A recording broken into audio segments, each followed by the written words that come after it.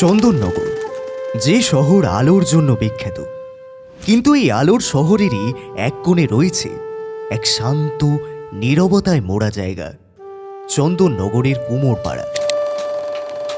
প্রতিবার মা দুর্গা যখন আমাদের ঘরে আসেন, তখন আমরা ভাবি মা তো কৈলাস থেকে আসেন, কিন্তু তার আগে মায়ের চোখের ভাষা, ঠোঁটের হাসি, হাতের আশীর্বাদ এই সব গড়ে তোলেন এখানকার মৃৎশিল্পীরা। হাজারো সুযোগ ছিল, চাকরি, ব্যবসা, বিদেশে গিয়ে বসবাস, তবু তারা থেকে গেছেন মাটির কাছে, মাটির টানে। কারণ এটা শুধুই কাজ নয়, এটা তাদের ধ্যান, জ্ঞান আর সাধনার নাম। মাটির তৈরি হলেও তাদের হাতের ছোঁয়ায় তৈরি হয় জীবনের ছায়া।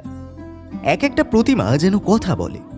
তাদের মধ্যে থাকে অজস্র রাতের না ঘুমানো চোখ, থাকে পরিবারের ত্যাগ, আর থাকে নিঃশব্দ পরিশ্রম।